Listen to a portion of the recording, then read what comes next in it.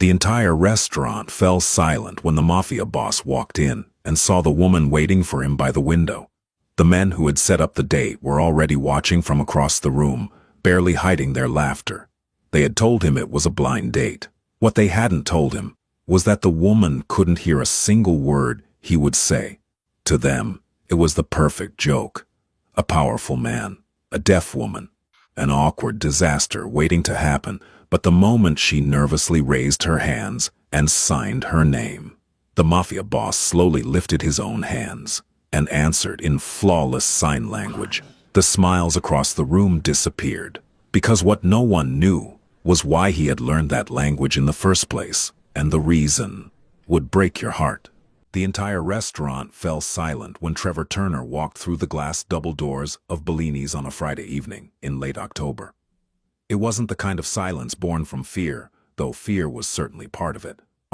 It was the kind of silence that moves through a room the way a cold draft slips under a door. Subtle, instinctive, everyone felt it. The couple at table 9 stopped mid-conversation. The bartender paused with a bottle of Barolo tilted over a glass. Even the hostess, a woman who had greeted senators and Wall Street tycoons without flinching, took a half-step backward. Trevor Turner didn't acknowledge any of it. He moved through the dining room in a dark navy suit, no tie, his collar open just enough to reveal the edge of a tattoo that climbed up the left side of his neck. His jaw was set, his eyes swept the room the way a general surveys a battlefield, not because he expected danger, but because he had long ago trained himself to see everything before everything saw him.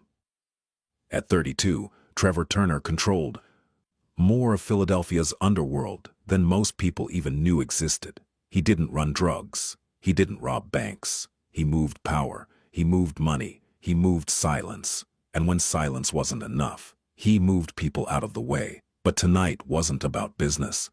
Tonight, according to his associate Vincent Mara, was about something else entirely, a blind date. Trevor hadn't wanted to come. He didn't date. He didn't do small talk. He didn't sit across from strangers and pretend to care about their favorite vacation destinations or their opinions on craft cocktails. But Vincent had insisted, said the woman was beautiful, said she was different, said it would be good for him to spend one evening pretending to be a normal man. What Vincent hadn't told him was the truth. Across the restaurant, tucked into a curved leather booth near the window, a woman sat alone. She wore a soft cream blouse and her dark auburn hair fell just past her shoulders. Her hands rested on the white tablecloth, and she was watching the candlelight flicker inside its glass holder with the kind of quiet attention that most people reserved for sunsets or sleeping children. Her name was Sue Hodges. She was 26 years old. She was a teacher at the Whitmore School for the Deaf on the west side of the city. She loved watercolor painting, long walks through Rittenhouse Square, and the way autumn turned the trees along the Schuylkill River into walls of gold and amber, and she hadn't heard a single sound since she was 3 years old.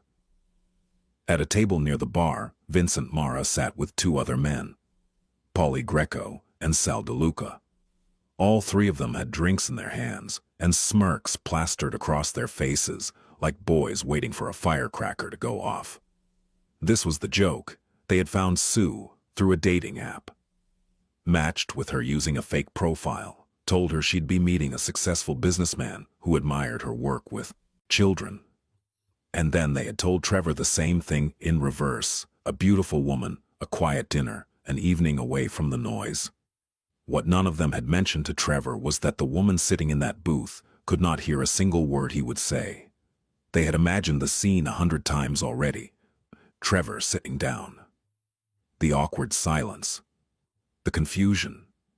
Trevor trying to talk to a woman who would only stare at him, unable to respond. The discomfort. The frustration. The humiliation of a man who controlled entire neighborhoods, being rendered speechless by a woman who lived in a world without sound. To them, it was the perfect prank. A powerful man. A deaf woman. An awkward disaster waiting to happen. Trevor reached the booth. He looked down at her. She looked up at him, Her eyes were a deep hazel, warm and steady, and they held his gaze without flinching. There was no nervousness in them, not yet, but there was something careful, something watchful, as though she had learned, over years of navigating a hearing world, to read a person's entire character in the first 3 seconds of eye contact. She smiled gently and raised her hands.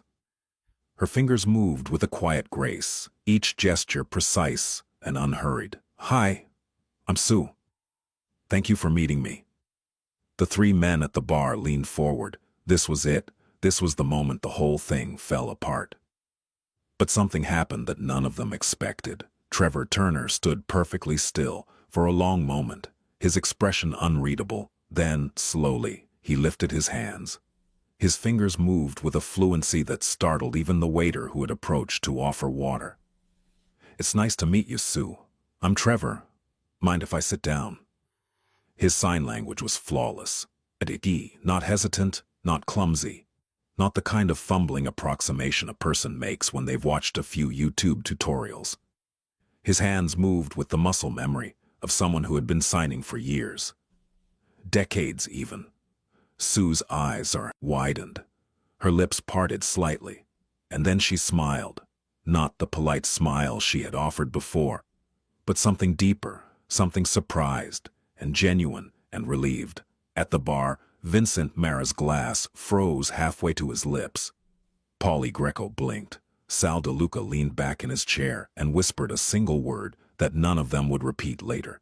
The joke was over before it had even begun, and something else, something none of them could have predicted, had already started. Trevor sat down across from her, and for a moment, neither of them signed anything.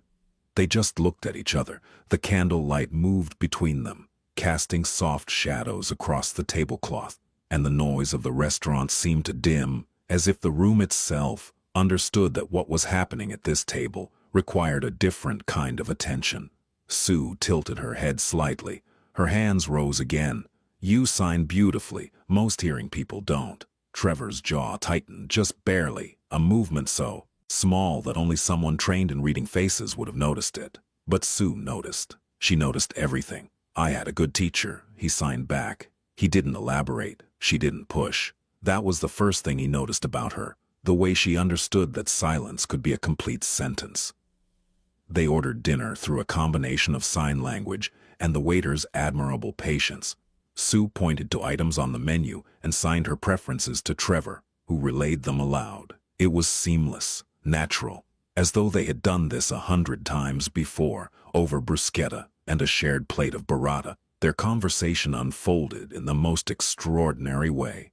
It was entirely silent. Their hands did all the talking, moving through the air between them, like birds tracing invisible paths, and anyone watching from a distance might have mistaken it for something choreographed. A dance, a duet performed by 2 people who had somehow rehearsed without ever meeting. "Tell me something about you that no one at this restaurant would guess," Sue signed. Trevor studied her face. Then his hands moved. "I haven't signed with anyone in 4 years." Sue's expression shifted, not pity. Something closer to recognition. "Why did you stop?" He didn't answer right away. His hand stayed on the table, and for a moment the only movement between them was the slow rise and fall of the candle flame. Then, carefully, as though the words themselves were made of glass, he signed, "I lost the person I used to sign with." Sue held his gaze. She didn't sign "I'm sorry," which was what most people would have done. Instead, she signed something that stopped him cold. "Then I'm glad your hands still remember." Trevor Turner had not felt a lump in his throat in years. He had buried men. He had stared down federal agents. He had received phone calls at 3 in the morning that would have broken lesser men, and responded with nothing more than a quiet instruction and a steady hand. But, sitting across from this woman, watching her say something so simple and so profoundly kind, he felt something crack open in his chest that he had spent 4 years sealing shut. Her name had been Lily. Lily Turner, born 14 months after Trevor. Born into the same chaotic household, the same broken family, the same cramped apartment in South Philly, where the walls were thin and the shouting never stopped. But Lily never heard the shouting. She had been deaf since birth, profoundly, completely deaf. And in a household defined by noise, by arguments, by slamming doors and breaking glass, Lily existed in a world of perfect stillness. Trevor had learned sign language before he learned to read. It wasn't something anyone taught him. It was something he needed. Because Lily was his best friend. His only friend, for a long time. And if he wanted to talk to her, if he wanted to tell her about his day, or ask her what she dreamed about, or warn her that their father was in one of his moods, he had to learn her language. So he did. By the time he was 8, he was fluent. By the time he was 12, he was her interpreter at school meetings, doctor's appointments, parent-teacher conferences their parents never attended. He spoke for her in a world that had never bothered to listen. And Lily, in return, gave him the only peace he ever knew. When everything around them was falling apart, when the shouting got too loud and the walls felt too close, Trevor would sit on the fire escape with Lily, and they would sign to each other about nothing. About the pigeons on the roof across the street. About the clouds. About what they would do when they were older and free. She wanted to be an artist. She drew constantly, filling notebooks with sketches of faces and flowers and imaginary cities. Trevor would watch her draw and think that she was the only truly good thing in his life.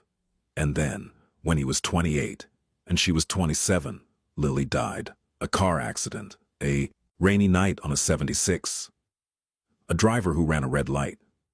She never saw the headlights coming. She never heard the horn. She just stopped. Trevor received the call while sitting in the back of a black sedan after closing a deal that had taken him 3 months to negotiate. He listened to the voice on the other end. He ended the call. He put the phone in his pocket. And he never signed again, not a single word, or fiita, not a single gesture. He locked that part of himself away, the way a man boards up the windows of a house he can't bear to live in anymore, but refuses to sell. Until tonight.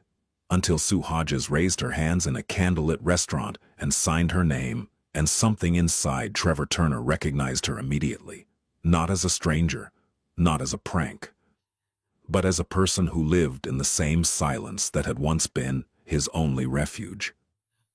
The rest of the dinner passed in a kind of quiet magic that neither of them fully understood. They talked about everything and nothing. Sue told him about her students at Whitmore, the little ones who were just learning to sign, the way their faces lit up when they realized they could finally say what they felt. She told him about a boy named Marcus, who had been completely nonverbal for 2 years. Until one afternoon, during art class, he signed the word beautiful while looking at a painting Sue had hung on the wall. Trevor listened. He listened the way he hadn't listened to anyone in years, not for information, not for leverage, not for weakness, but simply because her words, her hands, the way her face moved when she signed, made him want to hear more. She told him about growing up deaf in a hearing family, about the loneliness of sitting at a dinner table surrounded by people whose mouths moved constantly, but whose words she could never catch. About learning to read lips, which was harder than most people imagined, and about the exhaustion of spending every waking moment trying to translate a world that wasn't designed for her. And he signed back, "I know." She looked at him, really looked at him. "You do, don't you?" She signed, "More than you'd believe." They left the restaurant just after 10 o'clock. The autumn air was cool and sharp, and the street lights along Walnut Street cast long amber pools across the sidewalk. Trevor held the door for her, and as she stepped past him, she looked up and signed, "Thank you for tonight." He signed back, "Thank you for reminding me." She tilted her head. "Reminding you of what?" He paused. His hands stayed at his sides for a moment, and then he signed, "That this language still lives inside me." They walked together for 3 blocks, without signing a word, just walking side by side. 2 people moving through the Philadelphia night with nothing between them but the sound of their footsteps and the kind of silence that didn't need to be filled. At the corner of 18th and Spruce, Sue stopped. She turned to face him. The streetlight above them hummed softly, casting a warm glow across her face. "I had a really wonderful time," she signed. "So did I." She smiled. Then she reached into her bag and pulled out a small card. She handed it to him. It had her name, her email, and the address of the Whitmore School. "If you ever want to talk again," she signed, "you know where to find me." He took the card. He held it carefully, the way a person holds something they know is fragile and important. And then she turned and walked toward the corner where a rideshare was already waiting. She climbed into the back seat, waved once through the window, and was gone. Trevor stood on the sidewalk for a long time after the car disappeared. He looked at the card in his hand. He thought about Lily. And for the first time in 4 years, the thought didn't come with the crushing weight of guilt and grief that usually accompanied it. It came instead with something lighter, something warmer, something that felt, if he was honest with himself, a little bit like permission. 3 days later, Trevor Turner walked through the front doors of the Whitmore School for the Deaf. He told no one where he was going. Not Vincent. Not Polly. Not Sal. Not a single person in his organization knew that the man who controlled half of Philadelphia's criminal infrastructure was standing in the lobby of a school for deaf children, wearing a gray sweater and holding a box of pastries from a bakery on Passyunk Avenue. Sue saw him from the end of the hallway. She froze for a half second, and then her face broke into the kind of smile that made everything around her seem a little less heavy. "You came," she signed. "You invited me," he signed back. She gave him a tour, the classrooms, the art studio, the playground. She introduced him to her students, a dozen children between the ages of 5 and 10, all of whom stared at him with the wide-eyed curiosity that only children possess. One girl, a tiny 6-year-old named Rosie with enormous brown eyes and 2 missing front teeth, tugged on Trevor's sleeve and signed, "Are you Sue's boyfriend?" Trevor looked down at her. He knelt so that he was at her eye level, and he signed, "I'm her friend." Rosie studied his face with the intensity of a Supreme Court justice evaluating testimony. Then she signed, "You have sad eyes." "But they're nice sad eyes." Trevor blinked. Sue covered her mouth to hide her laugh. And something inside Trevor Turner, something ancient and armored and heavy, shifted, just slightly, just enough. He came back the next week, and the week after that, each time he arrived without announcement. Each time he brought something, pastries, art supplies, new books for the school library. He never made a production of it. He never asked for thanks. He simply showed up, sat in Sue's classroom, and signed with the children as though it were the most natural thing in the world. The children adored him. They climbed on him. They showed him their drawings. They taught him new signs that he pretended not to know, just to see their faces light up with the pride of being someone's teacher. And each time, after the children went home and the hallways grew quiet, Trevor and Sue would sit together in her classroom and sign about things that neither of them spoke about with anyone else. She told him about the night she realized she was different. She was 7. Her family was watching a movie together in the living room, and everyone was laughing at something on the screen, and she had no idea what was funny. She sat there, surrounded by her own family, and felt more alone than she had ever felt in her life. He told her about Lily's drawings, about the fire escape, about the pigeons. He told her about the night Lily died, and about how he had driven to the hospital and sat in the parking lot for 45 minutes before he could make himself go inside, because some part of him believed that as long as he stayed in the car, as long as he didn't walk through those doors, it wouldn't be real. Sue's eyes were wet when he finished. She didn't wipe them. She just signed. She sounds like someone the world didn't deserve to lose. She was, Trevor signed. She really was. There was a Tuesday afternoon in early November that changed everything. Trevor arrived at the school to find the classroom in chaos. Not the usual happy chaos of children playing and signing, a different kind. Marcus, the boy Sue had told him about, the one who had been nonverbal for 2 years, was sitting in the corner of the room with his knees pulled to his chest and his face buried in his arms. He was shaking. Sue was kneeling in front of him, signing gently. But Marcus wasn't looking up. He wouldn't look at anyone. Trevor crossed the room and knelt beside Sue. She glanced at him. And in that glance he saw something he recognized. Helplessness, the kind that comes from loving someone and not being able to reach them. What happened? He signed. Some older boys, she signed. They were mocking his signing during recess. Called him broken. Trevor's expression didn't change, but his hands, resting on his knees, tightened into fists. He looked at Marcus. He looked at this small boy, curled into himself, like a question mark, trying to make himself invisible, trying to disappear from a world that had just told him he didn't belong. And Trevor saw himself. He saw the 8-year-old boy on the fire escape, learning a language that no one around him understood, protecting a sister that no one around him cared about. He reached out and gently touched Marcus on the shoulder. Marcus flinched. Then, slowly, he raised his head. His face was streaked with tears, and his eyes were red and swollen. Trevor signed very slowly, very clearly, so that Marcus could see every word. You are not broken. The people who said that are the broken ones. You speak a language that most people will never be brave enough to learn. That doesn't make you less. That makes you extraordinary. Marcus stared at him. Then, with trembling hands, the boy signed one word. Really? Trevor nodded. Really? Marcus looked at him for a long moment. Then, he uncurled from his corner, leaned forward, and wrapped his small arms around Trevor's neck. Trevor closed his eyes. He held the boy.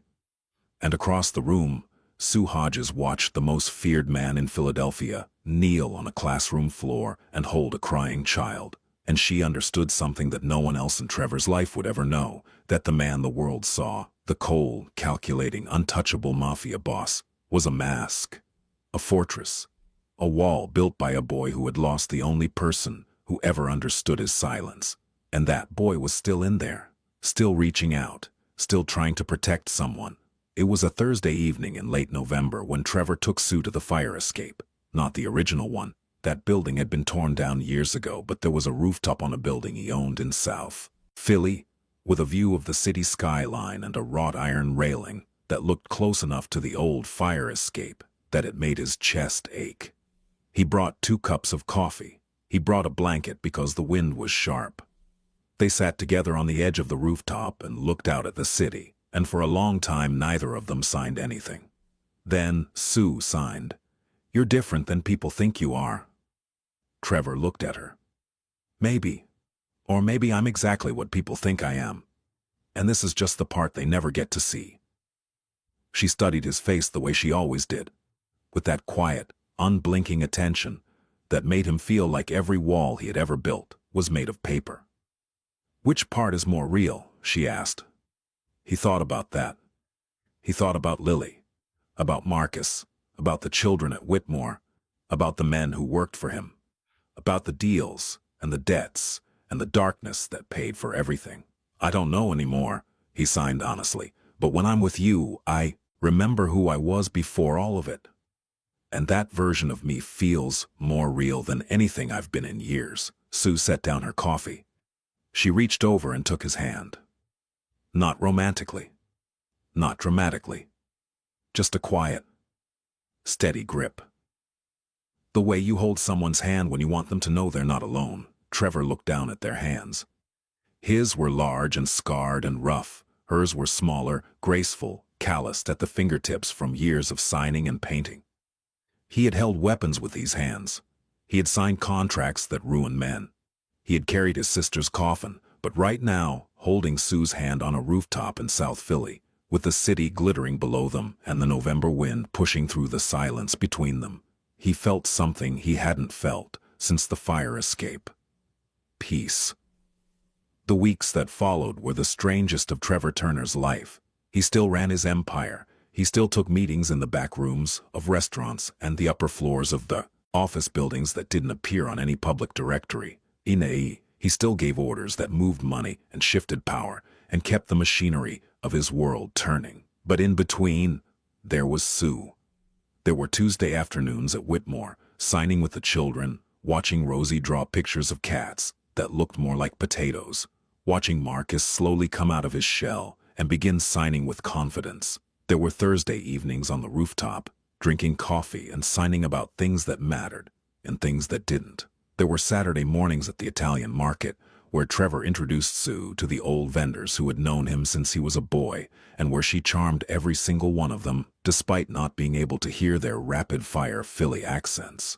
There were late nights when they sat on opposite ends of a video call, signing to each other from their apartments, and the silence between them was so full and so warm that it felt more intimate than any conversation Trevor had ever had.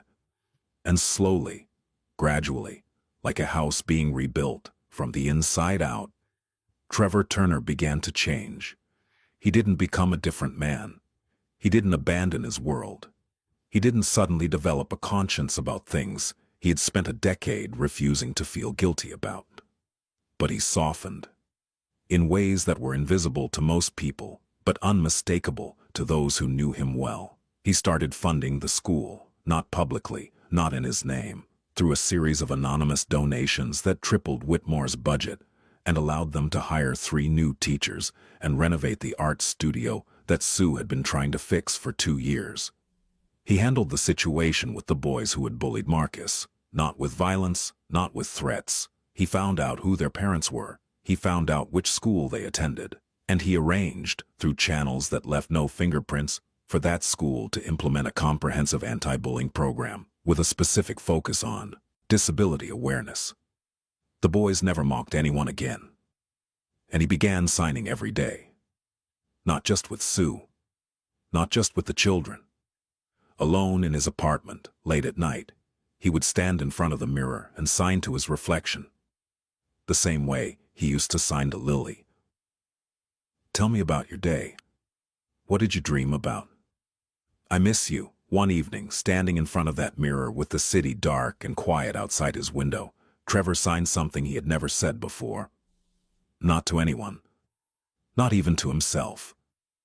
"I'm sorry I stopped talking to you." His reflection stared back at him, hands raised, eyes steady, and in the silence of his apartment, he felt something shift. Not forgiveness exactly. Forgiveness was too simple a word for something this heavy. But something like release. Like the first deep breath after years of holding everything in. It was the second week of December when everything came to a head. Vincent Mara showed up at Trevor's office unannounced, which was something Vincent had been told never to do. He walked in with Paulie and Sal behind him, and the 3 of them had the look of men who had something important to say and not enough courage to say it. Trevor looked up from his desk. He didn't speak. He just waited. Vincent cleared his throat. "We need to talk about the deaf girl." Trevor's expression didn't change. "People are talking," Vincent continued, shifting his weight. "They're saying you've gone soft, that you're spending time at a school instead of handling business, that this woman has gotten inside your head." Silence. "We set that whole thing up as a joke, Trev. It was supposed to be funny, one night, a laugh. But now you're visiting kids and bringing pastries and holding hands on rooftops, and people are starting to wonder if what?" Trevor's voice was quiet. The kind of quiet that made the air in the room feel thinner. Vincent swallowed. "If you're still the guy who can run this AIM thing." Trevor stood up slowly. He placed both hands flat on his desk and leaned forward. "Let me make sure I understand you correctly," he said, and his voice carried the weight of a man who had spent a decade learning exactly how much power could be packed into a whisper. "You 3 arranged for me to sit across from a woman as a joke. You used her disability as a punchline. You thought it would be funny to humiliate me and degrade her in the same breath. And now you're standing in my office, telling me that the problem isn't what you did. The problem is that I didn't laugh." None of them spoke. "Here's what's going to happen," Trevor continued. "You're going to walk out of this room. You're going to go back to your jobs, and you're going to understand something that apparently needs to be said out loud. Since the 3 of you seem to have missed it." He paused. "That woman you used as a prop, she teaches children. She gives them language. She gives them a way to be heard in a world that ignores them. She does more good in a single afternoon than the 3 of you have done in your entire lives combined." His voice dropped even lower. "I say, And the next time any of you speaks about her, or speaks to her, or so much as looks in her direction, you will answer to me, not as your boss, not as a business associate, as someone who will make you understand, in terms that require no translation, exactly how serious I am. Vincent, Polly, and Sal left the office without another word. Trevor sat back down. He pulled out his phone. He texted Sue. "Can I see you tonight?" Her reply came in seconds. "Rooftop?" He smiled. It was a small smile, barely visible, but it was real, always. That night, on the rooftop, with the December wind biting through their coats, and the city lights stretched out below them, like a carpet of fallen stars, Trevor signed something he had been carrying for weeks. "I need to tell you something." Sue watched his hands. "Before I met you, I hadn't signed in 4 years. Not once. I locked that part of myself away, because it hurt too much to use it. Every time I moved my hands, I saw her, my sister, Lily, and I couldn't bear it." He paused. His breath came out in a cloud of white in the cold air. "But that night at the restaurant, when you raised your hands and signed your name, something inside me moved, like a door opening in a house I thought I'd sealed shut forever. And I couldn't stop myself. My hands remembered before my mind gave permission. They answered you because they recognized you, not as a stranger, as someone who lives in the same world Lily lived in. A world that I used to belong to, a world I thought I'd lost." Sue's eyes were bright. The cold had turned her cheeks pink, and the street light from below caught the edges of her hair like a halo. Trevor continued. "You didn't just remind me how to sign, Sue. You reminded me that the best part of who I am, the part that sat on a fire escape with his little sister and talked about pigeons and clouds and the future, that part didn't die with Lily. It was just waiting. Waiting for someone who could hear it." He stopped. His hands fell to his sides. And Sue Hodges, who had spent her entire life being told what she couldn't hear, what she couldn't do, what she couldn't understand, looked at the most powerful and most feared man she had ever met and signed 3 words. "I hear you." Trevor closed his eyes. When he opened them, they were wet. Sue reached out and took both of his hands in hers, and she held them the way you hold something that has been broken and carefully, painstakingly put back together. Gently, firmly, with the understanding that it was both fragile and strong at the same time. They stood like that for a long time. 2 people on a rooftop in December, holding hands in the cold, saying nothing, and everything in the silence between them. Below them, the city hummed. Cars moved through intersections. Sirens wailed in the UAI distance. People shouted and laughed and argued and lived their loud, chaotic lives without ever knowing that above them, on a rooftop in South Philly, a man who had forgotten how to feel was learning again. And a woman who had never heard a spoken word was teaching him that the most important conversations don't require sound at all. Christmas Eve at the Whitmore School was always a small affair. Paper snowflakes on the windows. A plastic tree with handmade ornaments. Cookies that the older students baked in the school kitchen, slightly burnt, but eaten with enormous pride. This year there was also a man in a dark coat, sitting in the back row of the assembly hall, watching a group of children perform a holiday song entirely in sign language. Trevor watched Rosie stand at the front of the group, signing with exaggerated enthusiasm, her tiny hands moving through the air like she was conducting an orchestra only she could see. He watched Marcus, standing near the back, signing more, quietly, but with a steadiness that hadn't been there 2 months ago. And he watched Sue, standing at the side of the stage, guiding the children with gentle cues, her face glowing with a pride so deep and so pure that it filled the room like warmth from a fire. When the performance ended, the children rushed off the stage to find their parents. Rosie ran straight to Trevor and climbed into his lap without asking permission. "Did you see me?" she signed. "I saw you," he signed back. "You were the best one." She beamed. Then she signed, "Are you going to marry Sue?" Trevor looked down at her. He looked at this 6-year-old girl with potato cats and missing teeth, and a heart bigger than the entire city of Philadelphia. And he signed. I think that's up to her.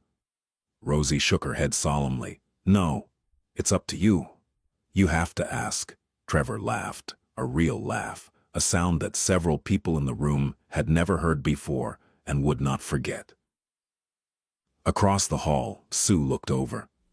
She saw Trevor laughing with Rosie in his lap, and she felt something settle inside her chest, like the last piece of a puzzle finding its place. She had spent her whole life learning to navigate a world that wasn't built for her. She had learned to read lips and read faces and read the subtle shifts in body language that told her what words could not. She had learned to be strong and independent and resilient because the alternative was to be swallowed by a silence that the rest of the world treated as a deficiency. But with Trevor, the silence wasn't something to overcome. It was the foundation. It was the thing that connected them. The language they shared. The world they both understood, and for the first time in Sue Hodges's life, she didn't feel like she was adapting to someone else's world. She felt like she had found someone who already lived in hers. After the assembly, after the children had gone home, and the teachers had cleaned up the paper plates and folded the tiny chairs, Sue and Trevor walked out of the school together into the Christmas Eve snow. The city was quiet in the way that cities only get on this one night of the year. The streets were empty. The snow fell in thick, lazy flakes that caught the light of the street lamps and turned the sidewalks into something from a painting. They walked together through Rittenhouse Square, past the fountain, past the bare trees, past the benches where pigeons would return in the spring. And then Trevor stopped. He turned to face her. The snow was falling on his shoulders, and in his hair, and on the collar of his coat. His breath was white in the cold air. His hands were trembling, and it had nothing to do with the temperature. He raised his hands. I spent 4 years believing that the best part of me died with my sister. That the person I was when I was with her, the person who signed and laughed and dreamed about the future, was gone forever. I built walls. I shut people out. I became someone that everyone feared and no one knew. Sue watched his hands. She didn't blink. And then you sat in that booth at Bellini's and signed your name, and my hands answered before I could stop them. Because the truth is, Sue, I didn't choose to sign that night. My heart did. It recognized you. It recognized someone who understands what it means to live in silence. And it decided, before I had any say in the matter, that it was done being quiet. The snow fell around them. You gave me back a language I thought I'd lost. You gave me back a world I thought I'd never see again. You gave me back myself. He paused. And I know who I am. I know the things I've done, and the world I live in. I know that none of this makes sense on paper. A man like me and a woman like you. But I have never in my life been more certain of anything than I am of this. His hands moved one final time. You are the most extraordinary person I have ever known. And I don't want to go back to the silence I was living in before you. Sue stood in the snow with tears streaming down her face, and she signed back with hands that were shaking and steady and sure all at once. Then don't. He stepped forward. She stepped forward, and in the middle of Rittenhouse Square, on Christmas Eve, with the snow falling and the city sleeping, and the silence wrapping around them like a blanket, Trevor Turner kissed Sue Hodges for the first time. It was soft. It was gentle. It was the kind of kiss that doesn't need a soundtrack or a script or a narrator to explain what it means. It meant everything, and somewhere, in a place beyond sound and silence, beyond memory and loss, a young woman with a notebook full of drawings and a heart full of art smiled. Because her brother had finally found someone who understood his silence, and that, in the end, was all she had ever wanted for him. Sometimes the most feared man in a city isn't looking for power or respect or control. Sometimes he's just looking for someone who speaks his language. And sometimes the cruelest joke becomes the most beautiful beginning, because love doesn't need words. It never did.